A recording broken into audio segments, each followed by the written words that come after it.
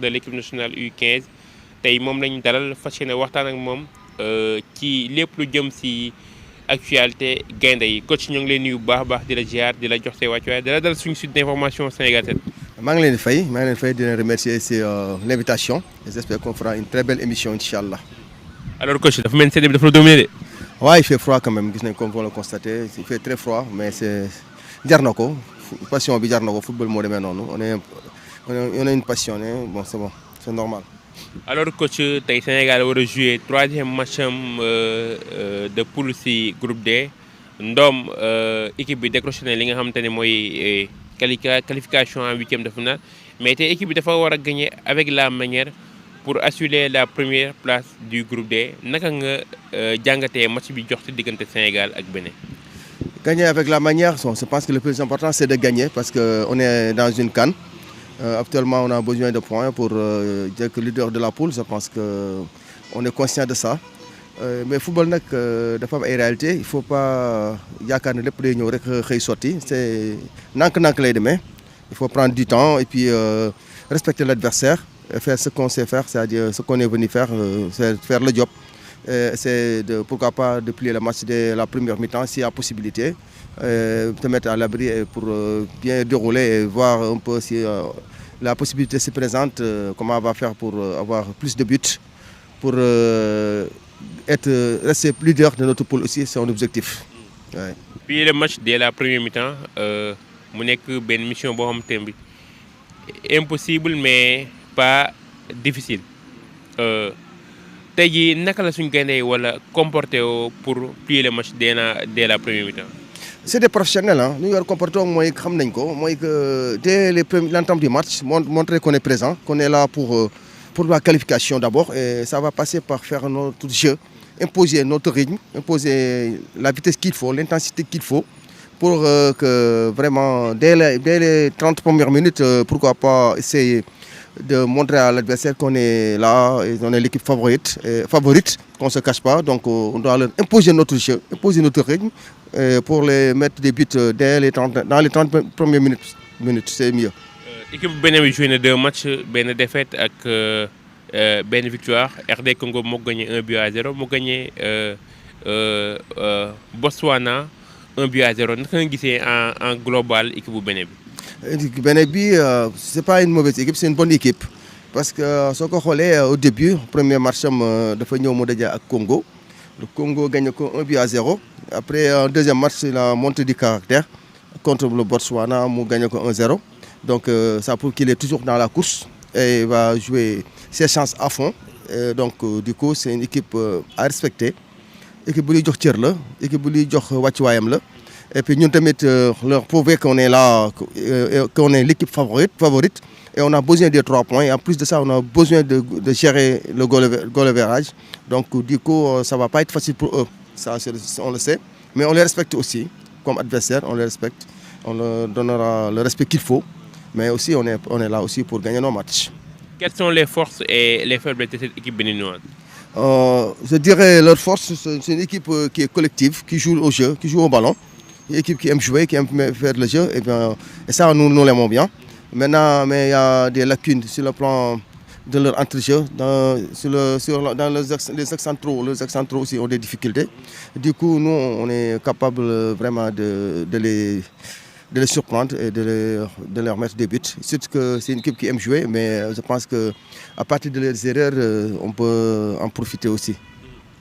Le Sénégal a joué 2 matchs contre le Botswana mu gagné ko 3-0 mu def match nul contre RD Congo 1 but partout ñaari match yi nga xamante ne suñu gaynde yi joué nañ ko yenn enseignement lañ ci mën a tirer. Enseignement yi ci mën a tirer mooy c'est 2 matchs différents. Premier match soo ko xoolee ak Botswana relativement on a déroulé on a pu les mettre 3 buts. On a gagné 3-0 mais nous avons tous vu ce qui s'est passé contre le Congo. Et c'était aussi une chose qu'on pouvait attendre parce que Congo est une équipe qui est compétitive. Ils étaient déjà en préparation à la Coupe du Monde, jouer les barrages, donc ils en ont profité pour en profiter pour un match de préparation pour la CAN aussi. Et ils sont venus confiants parce qu'ils sont tout proches aussi Ils sont toujours dans la course pour la qualification à la Coupe du Monde. Donc c'est une équipe motivée, donc difficile à jouer. Donc contre le Sénégal, il fallait s'attendre à un match difficile. C'est ce qui s'est passé. Et nous sommes en tant que coach, moi, que c'est important. Parce que aussi, des fois, nga génn ak tuuti difficulté dafa baax. Parce que soo ñëwee lépp dox nga gagné 3 matchs nga déroulé mën na la yóbbu nga nekk ci excès de confiance ba bis boo ñëwaatee di jouer say 16e de finale mën nga ñëw def ay erreur doo mën a rectifier say erreur à temps boo xam ne soo bis bu feeñee da ngay ñibbiwaat kër ga yàlla na ci yàlla musal. Donc du coup c'est un match plein d'enseignements. Donc jàng nañ ci lu bari ba tax na ñun dinañ permettre su ñu ñëwee tey ñu wane beneen visage, plus de responsabilité. Je ne veux pas dire personnalité parce que je sais que nos joueurs ont de la personnalité, mais plus de responsabilité et plus d'audace pour ñu wane équipe bi que ñun ñooy Sénégal. Donc on doit montrer notre caractère, notre vitesse de jeu, notre manière d'aborder les matchs, quoi. Moi j'aimerais bien qu'on montre notre visage, qu'on montre aux adversaires que le Sénégal est là. Et que le Sénégal est attendu parce que joueurs yi ñu la am ñu waree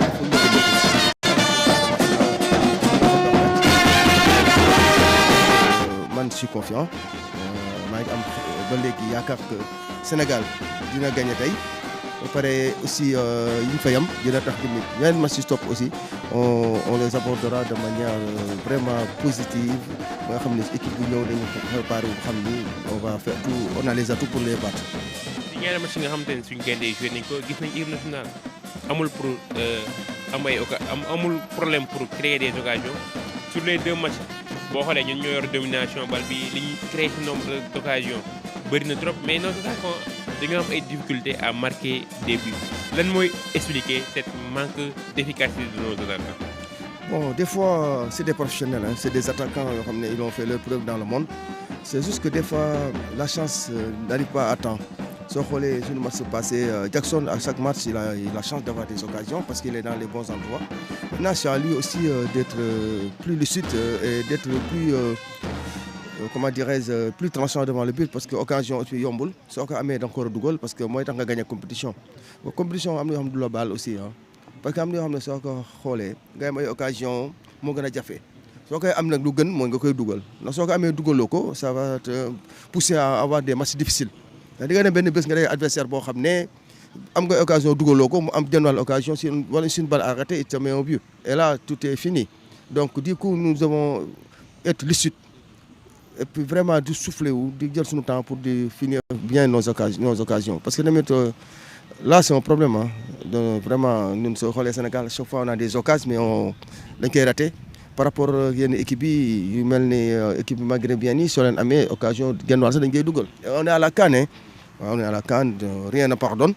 Donc il faut que ñu gën a professionnel sur ce point et je pense que nos attaquants sont conscients. Là c'est que le coach il travaille parce que aussi c'est son rôle et que ses adjoints aussi ñu ngi ko siy jàppale. Et bon tout kon xam nañ ni le problème c'est que juste que c'est les joueurs et les joueurs savent que c'est eux et c'est eux les acteurs donc ils doivent mettre les occasions au fond. Et vraiment c'est leur job aussi quoi. Ils doivent mettre les occasions au fond pour libérer le peuple. Alors comment vous jugez les performances de Nicolas Jackson durant cette CAN? Nicolas, au premier match, il met 2 buts, homme du match. Deuxième match, en difficulté, il a des occasions 2, 3, il ne les met pas au fond. Bon, regrettable. Donc du coup, il a montré 2 visages et je veux un joueur constant moi. J'aimerais bien qu'il soit plus constant, qu'il soit un joueur à qui on peut faire confiance à tout moment. Parce que aussi le coach fait confiance à son joueur. Mais c'est au joueur aussi de montrer au coach qu'il a eu raison de faire confiance à moi. Et donc du coup pour loolu mën a am je pense que mu ngi jàll si occasion yi muy am mu si gën a concentré du ko dugal quoi. Parce que su ko dugalul rek daf ñuy indil ay difficultés aussi et mais aussi en difficulté ses partenaires. Parce que aussi football dafa yombul compétition CAN yombul parce que CAN mooy loo xam ne saa waay lu ndaw rek mën na la topp lu ndaw da nga koy xeeb mais mu indil la problème boo xam ne dans ce match bi mën na la lor quoi. Du coup li ñu koy wax mooy mu gën a concentré wu il est encore jeune d'accord mais aussi pas trop jeune que ça donc il a l'expérience il est dans de grands clubs il doit être plus tranchant devant le but pour man dafa war a dugal dafa war a vraiment nekk koo xam ne occasion boo génn naa l'occasion dafa war a dugal sacrement ak occasion quoi waaye. Ismaïla Sarr nekk joueur boo xamante ni ñoom ko doon xaar ci CAN bi blessé woon na avant CAN bi Sénégalais yu bëri amoon ay inquiétude finalement mu joué dernier match am rejoindre groupe bi mais performance yi mu wane si 2 premiers matchs équipe nationale sont des performances à demi-teinte performance yi nga xamante ne moom la Ismaïla Sarr di wane en tant que coach naka nga ko gisee.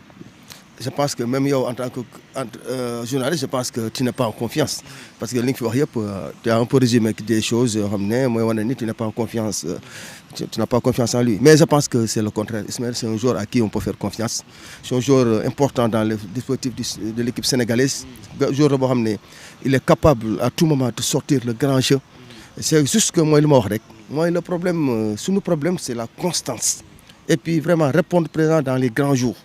loolu mooy suñu problème tuuti rek mais du question qualité du question Ismaïla tout le monde sait il a des qualités il a des atouts il a la vitesse il est percutant il peut marquer des buts yoo xam ne yow tey jii da lay bett mais pour l'instant la CAN pour l'instant ça c'est pas encore le cas waneegul lu mu bëgg yëpp feeñagul il n'a pas wanewul lu ñu doon xaar si moom yëpp waneegul ko et loolu tamit mbir la boo xam ne c'est un peu délicat pour le coach parce que aussi il y a d'autres qui attendent et qui doivent prendre aussi leur chance. Et football, ben, moment aussi, il n'y a pas d'état d'âme. Des fois, ça va. Si ça ne va pas, il y a d'autres qui sont là pour ça.